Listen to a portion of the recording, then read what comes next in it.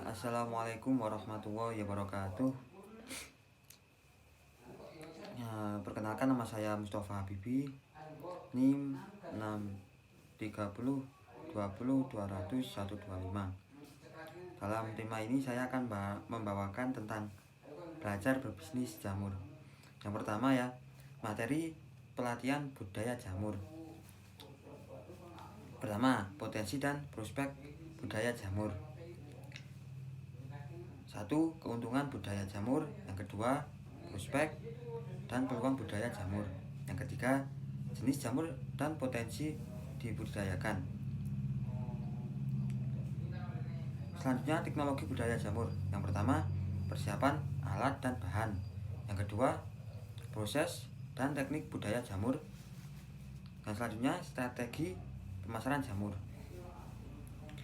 Yang pertama, saya akan menjelaskan tentang potensi dan prospek budaya jamur. Keuntungan budaya jamur. Yang pertama, budaya jamur memanfaatkan limbah organik yang banyak melimpah, murah dan mudah dapat di sekitar kita sehingga menjadikan lingkungan bersih, indah dan sehat. Budaya jamur tidak memerlukan lahan yang luas. Sekitar kita memerlukan lahan 100 meter persegi bisa menampung kurang lebih 7.500 backlog dengan estimalisasi pendapatan 200.000 per hari. Yang ketiga, produk jamur dapat dimanfaatkan untuk menambah gizi atau menu serta dapat menambah pendapatan keluarga atau sebagai penghasilan sampingan. Yang keempat, kompos. Kompos bekas media tanam dapat langsung digunakan untuk pupuk kolam ikan, makanan ikan, dan untuk memelihara cacing. Dan yang selanjutnya, prospek dan peluang budaya jamur. Yang pertama, permintaan jamur yang standar di pasaran karena jamur sebagai jenis sayuran yang banyak digunakan oleh masyarakat. Cita rasa yang lezat, bergizi, dan bisa digunakan sebagai makanan alternatif untuk pengobatan.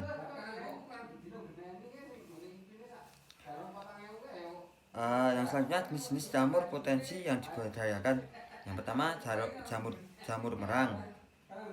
Banyak ditemukan di tumpukan jerami atau pada saat musim panen padi.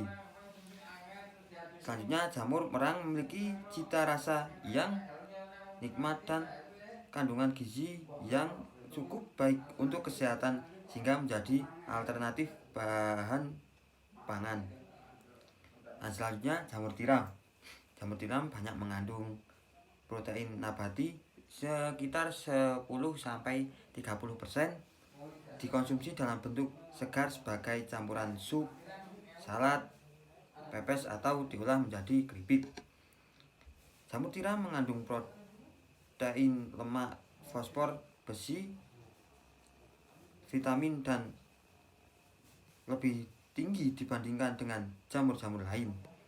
Jamur tiram mudah dikembangkan, media tumbuh dan bahan spora mudah dapat dan harga tidak cukup tinggi. Yang selanjutnya adalah jamur kuping. Jamur kuping memiliki bentuk yang melebar seperti bentuk daun telinga manusia. Jenis jamur kuping yang banyak digunakan adalah jamur kuping hitam, jamur kuping merah, dan jamur kuping agar.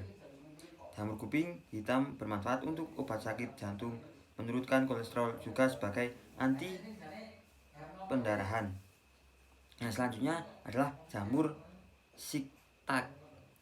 Berasal dari negeri Cina, dikenal sebagai sebutan cheese black mushroom. Jamur shiitake bisa diolah menjadi sup, miso, acar, dan digoreng serta mempurahkan keripik dan campuran yang lain. Yang selanjutnya, persiapan alat dan bahan. Jadi kita sebelum membudidaya jamur, kita harus mempersiapkan alat dan bahan. Yang pertama, ruang atau persiapan. Ruang persiapan adalah ruang yang berfungsi untuk melakukan kegiatan pengayaan, pencampuran, pewadahan, dan sterilisasi. 2. Ruang inokulasi atau ruang inokulasi adalah ruang yang berfungsi untuk menanam bibit dan media tanam. Ruang harus mudah dibersihkan, tidak banyak ventilasi untuk menghindari kontaminasi atau cahaya langsung dari luar. Yang ketiga, ruang inkubasi. Ruang ini memiliki fungsi untuk menumbuhkan miskelum jamur dan media tanam yang sudah diinkubasi atau spawning. Kondisi ruangan diatur pada suhu 22 sampai 28 derajat Celcius dengan kelembapan 60% sampai 80%. Ruang ini dicangkupi dengan rak-rak bambu untuk menempatkan media tanam dalam kantong plastik atau yang disebut backlog yang sudah siap untuk dipasang. Yang keempat, teknik budaya jamur.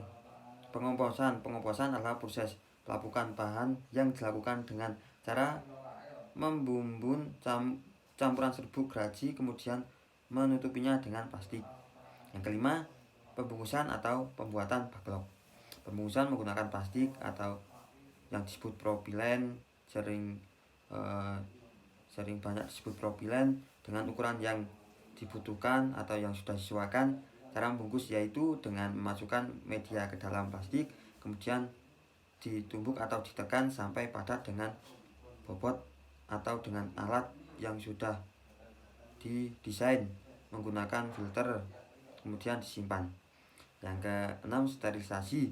Sterilisasi dilakukan dengan menggunakan alat sterilizer seperti kalau dalam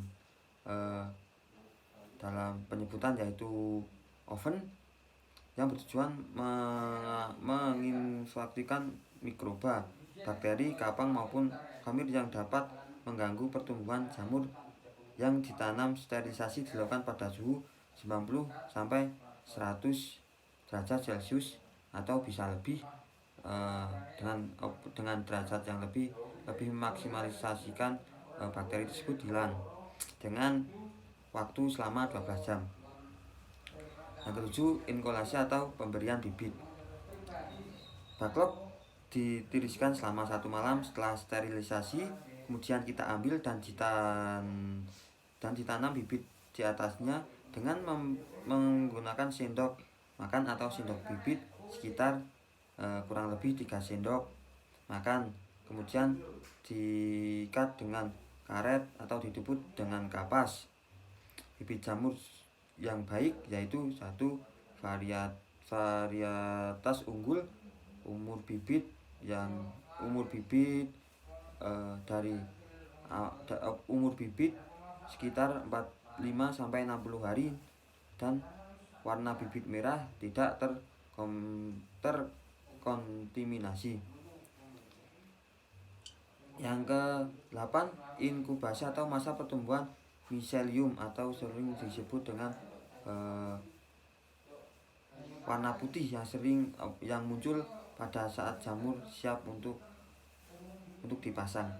Induksi jamur dilakukan dengan cara menyimpan di ruangan inkubasi dengan kondisi tertentu. Inkubasi dilakukan hingga seluruh media berwarna putih merata. Biasanya media akan tampak putih merata antara 40 sampai 60 hari dan itu tergantung dengan bahan ataupun serbuk yang kita ambil dari kayu apa.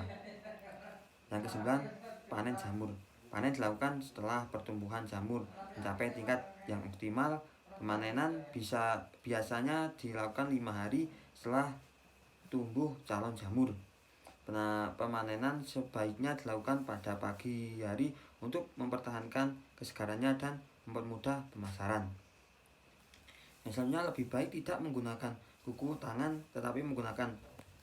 Yang selanjutnya, tinggalkan atau sisakan sedikit pangkal buah jamur yang dipanen. Yang selanjutnya, media tidak boleh terangkat atau backlog kalau bisa tidak terangkat saat pemanenan. Strategi pemasaran jamur. Jadi sekarang kita akan membicarakan tentang bagaimana pemasaran jamur yang baik. Yang pertama, seimbangnya antara jumlah pedagang dengan ketersediaan produk. Untuk langkah awal kita dapat menentukan target pasar dan jumlah pedagang. Hitung dan seimbang jumlah pedagang yang bersedia kita suplai dengan ketersediaan produk. Misalnya kita berhasil menawarkan kepada minimal 5 orang pedagang. Masing-masing pedagang menyanggupi untuk mengambil 2-5 kg. Maka kita mampu mengatur jumlah panen jamur dan kumbung yaitu 10 kg sampai dengan 25 kg jamur per hari. Inilah jumlah wajib yang harus kita sediakan untuk bisa menyuplai produk ke pedagang tersebut, sekaligus untuk membangun kestabilan. Kedua, buatlah jadwal pengisian backlog dalam kumbung. Beberapa jumlah backlog dalam kumbung yang dikelola harus dilakukan penjadwalan yang jelas. Misalnya kita memiliki 1000 backlog dalam kumbung, itu artinya pada masa produksi optimal jamur bisa menghasilkan hingga 100 kg per hari. Jika tidak memiliki pasar tersebut, itu jumlahnya 10.000 backlog itu harus dijadwalkan dengan baik, misalnya diisi per 2000 log dengan jarak pengisian kumbung 2 minggu. Maka panen akan stabil di angka 30 kg per hari. Ini akan lebih memudahkan kita untuk mendistribusikan hasil panen sesuai dengan target pasar yang telah kita tentukan. Yang ketiga, strategi pemasaran jamur. Selalu menjaga kualitas hasil panen. Untuk bisa menanamkan hasil penjualan harus mampu menjaga kualitas produk agar tetap bagus dan segar, sehingga konsumen pun akan serta mengonsumsi produk. Untuk itu sebaiknya jamur dipanen sekitar 3-4 jam sebelum dipasarkan dan kemudian dikemas menggunakan plastik kedap udara agar jamur bisa bertahan lebih dari 24 jam. Yang keempat, berikan label pada kemasan. Dikenalnya jamur oleh masyarakat otomatis membuat angka permintaan produk semakin meningkat. Dengan begitu tidak dapat dipungkiri lagi bahwa produk semakin meningkat. Dengan begitu tidak dapat dipungkiri bahwa akan semakin banyak pula persaingan antara pedagang jamur untuk itulah diperlukan label pada kemasan produk jamur kita sebagai identitas usaha. Hal ini sangat penting untuk membangun brand, kepercayaan, dan kestabilan, sekaligus mudah untuk menerima kritik sasaran sebagai evaluasi produk selanjutnya. Yang kelima, periksa terus terhadap hama penyakit. Secara umum apabila jamur telah produksi tidak ada hama berupa jamur liar.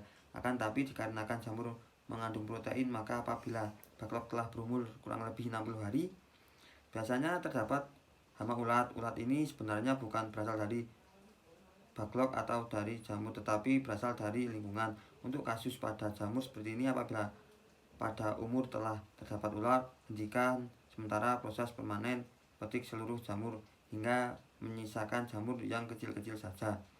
Lalu kompres atau beri obat hama ulat, biarkan kumbung dan jangan diberi proses racing atau penyiraman selama 2 hari. Setelah itu lakukan perawatan seperti biasa. Yang terakhir yaitu bukti kerja sama dengan petani jamur lain. Buat kerjasama dengan petani jamur lain. Untuk langkah awalnya kita dapat menentukan target. Segala sesuatu bisa saja terjadi, termasuk pada budidaya jamur.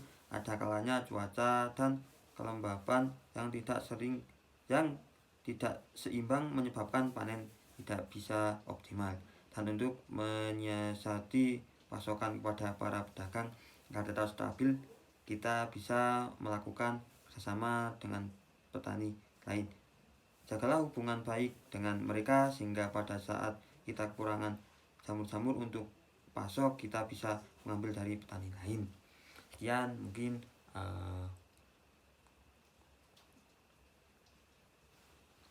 mungkin dari saya. Jika dalam keterangan berbisnis jamur itu ada kekurangan, mungkin saya mohon maaf sebesar-besarnya. Syukron kasiron. Wassalamualaikum warahmatullahi wabarakatuh.